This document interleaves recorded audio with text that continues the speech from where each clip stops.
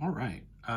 So let's do another example, 6-2 example, area between the curves, where we're given a setup and we're just given a little bit less information. In the last one, we were sort of given a sketch, which obviously sort of helps to get us started. Um, in this case, we're just sort of told find the area of the region that's bounded by these three curves. Y equals root of x, y equals -1/2 x plus 4, and x equals 0. Um, Now, if you see something like x equals 0, x equals, 2 or whatever, some of these just, in this case, right, what would be a vertical line, probably that's really just going to be a boundary point. Um, in any event, we need some sort of sketch here, and part of what we're going to need when we're getting a sketch is we're going to need to know where the intersection points of all of these things are. X equals 0 is just x equals 0, right? So that's pretty basic. So really here's a step one. Let's find the intersection of y equals root x and y equals -1/2 x plus 4. So let's do that intersection. Of course, what that means is we need to set these two equal to each other and solve for x. So set them equal, solve for x. All right. So root of x equals -1/2 x plus 4. Great. How are we going to deal with this? This is a little bit of a throwback. This is, we have sort of square roots in this equation. You may remember from MA 120, I hope, that if we have something like this, an equation that has a root in it, the move is going to be square both sides, right? In some sense, we want to get rid of this square root. What's the best way to do that? Square it, right? What's the opposite of a square root is squaring it. That's going to get me just a regular x over here, single x. This would be FOILed out. I'll kind of leave that work for you guys to sort of double check. It should get us right. -1/2 x times another -1/2 x would be +1/4 x. This would be sort of a -2x and another -2x, so it should be a -4x in the middle, and then 4 times 4 would be +16, right? So that's great. What we're going to do from there, right, just sort of subtract this x over to the other side.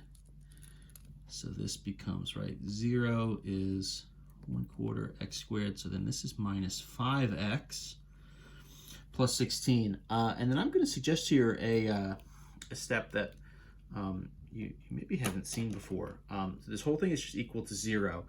The aspect of this I don't love is that I have a 1/4 in front of the x squared.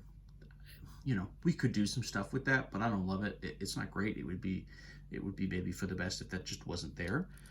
So what we're going to do is take everything, right? What's the opposite of 1/4 would be multiplying by 4. And I'm going to do the same thing on the other side. And the thing about this that really sort of makes this work and makes it a worthwhile step, right, is if I do 0 times 4, I'm just getting 0 again, right? I'm going to obviously bump up the size of my other values here, but I'm going to get something that's maybe just a little bit easier conceptually to kind of factor and deal with, right, which would be a regular x squared, right? 4 times 5, so -20 times x plus 4 times 16 is 64. This guy's going to factor. This would be, if I'm looking for, right, values, I'm going through some of these steps kind of quick, right? This is all 120 review stuff. Sort of follow up with me sort of as needed to review any of these steps. The factoring here, right, I need to multiply to 64. I need to add to -20. I'm going to need two negatives, and I'm going to use the values that I actually just had over here, right? 4 and 16. -4 and -16 would get me to 20, and I know they multiply to 64. So my kind of answers here are x equals 16 or x equals 4. So maybe those are our intersection points. However, if you check those back into the original, right, root x, what was this, -1/2, x plus 4. If we check both of those values back into here, you know, root 16 is fine, is 4. -1/2 times 16 plus 4, though, this is going to get us -4, and that's not going to work, right? So there's a thing here that happens when I do these. Oh gosh, sorry, this is shifted out of the way a bit more than I thought. So, right, if I check 16 back into this original setup, right, root of 16 is 4, that's fine. But if I put the 16 over here, I'm going to get -1/2 times 16 is -8, plus 4 is -4. So it's 4 and 4. But what happens here, if I think of this conceptually, if I go back up, when I squared both sides of this equation, you know, if this is a 4 and this is -4, squared, they both come out to 16, right? Positive 16. But obviously the original where it's not squared, if I have a positive versus a -4, those are just not the same number. So part of the work here in dealing with these square root equations, once you do that squaring step, you'll get answers, but you got to check those answers against the original to see if they still work. This one doesn't. So 16 is no good. I will let you know that x equals 4 is going to work, right? Root of 4 is 2, -1/2 times 4, what is this? Plus 4. Right, so that's 2. This is kind of -2 plus 4 is also 2. So x equals 4 is an intersection point.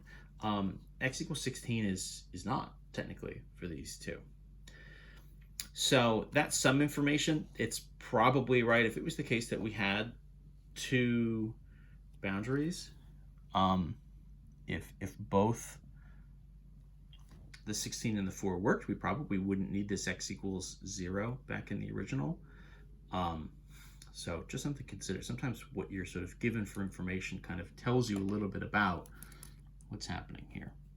Try to divide this sort of space up a little bit. I'm going to do just a quick sketch. I'm going to label it quick sketch, apparently.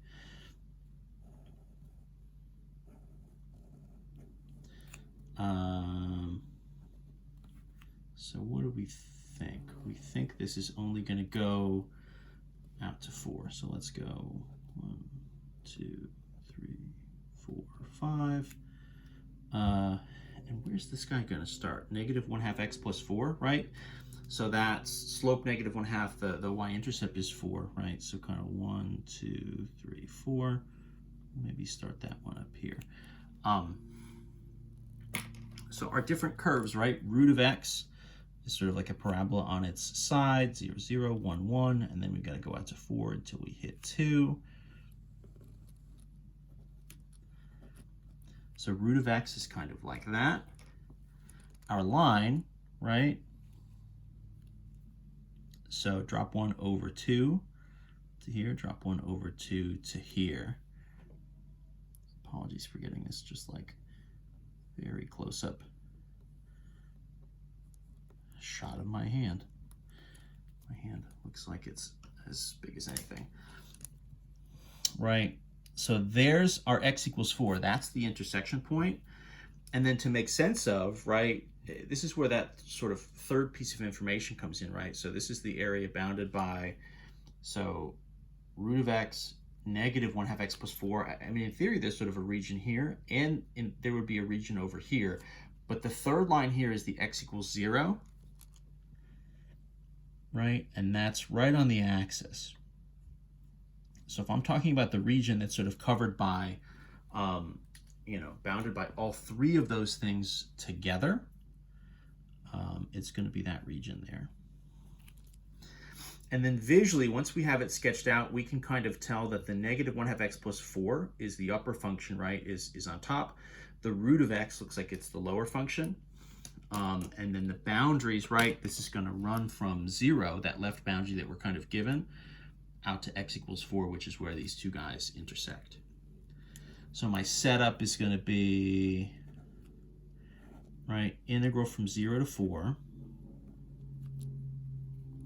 upper, right, negative 1/2 x plus 4, minus the lower, minus root of x dx. And this is pretty plain stuff. This is, again, kind of nice power rule stuff. I'll clean up, right? This would be minus sort of x to the 1/2 dx, right? If I sort of start to rewrite this and get the pieces in a form where we could then integrate, right? Again, that kind of matches with our sketch. So you can see here a lot of the work, right? This is 90% of the work. We've spent, you know, whatever, we're 11 minutes into this video now. We've spent all of that time just kind of getting the setup and getting the sketch. We haven't really done any calculus yet. I mean, the setup is, of course, calculus. It's all calculus. But the antiderivative process, right, in theory, this sort of the new thing that we've started to do isn't coming in until like the very, very end. The antiderivative and the integral here, the actual integration, is almost an afterthought relative to all the other stuff we've done. That said, it's time. So negative 1/2 x, this would be x squared over 2, right? Plus 4 goes to 4 times x, right? Minus 1/2, so then that's going to be minus x. 1/2 plus 1 is 3/2. Divide by 3/2. We've done that a few times. It's of course going to become sort of a 2/3. So there's going to be some fractions here. I'm going to rewrite this one last time, and then we'll start to sub these values in. We're going to get everything in the second term is going to be zeros, so that's cool. So this is really like a negative x to the 2 over 4 plus 4x, and then we'll call this negative 2, right, this is root of x. 3/2 is root of x cubed. So negative 2 times that over 3 from 0 to 4. So the integration, right, is there. And then to kind of wrap this up, sub all these numbers in, deal with that. So 4 goes into all 3 of these places, right? So this is negative, right? 4 squared over 4 plus 4 times 4 minus 2 times root of 4 cubed over 3. And I'm going to be just a little bit of a shorthand here, right? 0 goes in, 0, 0, 0. All of these will be zeros, right? Plus 0, minus 0. I'm going to get just a little bit kind of flip with it, and just to save a little time, I'm going to write this all as zeros pretty quickly, right? They're all going to become zeros. Don't take that for granted. I'll tell you that now. It happens a lot, but it doesn't happen every time. Make sure when you sub in your zeros, you actually sort of do the calculations, and you're not just flippantly putting in zeros without double checking it. That said, however, in this case, they're all zeros. 4 squared, 16, so minus 16 over 4 plus 16, right? Root of 4 is 2, 2 cubed is 8, 2 times 2, so that's minus 16 over 3. This is just a whole bunch of 16s in various forms. That's minus 4 plus 16, minus 16 over 3. This is going to be 12, minus 16 over 3, 12, of course. If I convert it to thirds, would be 36 over 3 minus 16 over 3. It looks like this is going to end up as 20 over 3, or what's that going to be? 6 2/3? I'll say 20 over 3 is kind of our final. Right, a lot of steps. You know, it takes us a minute to get there. That kind of does a little bit of everything. There's even all this throwback algebra stuff. But pretty good. Positive answer, right? We definitely want a positive answer for the area between two curves. That's what we got. So I feel pretty good about that. Nice work.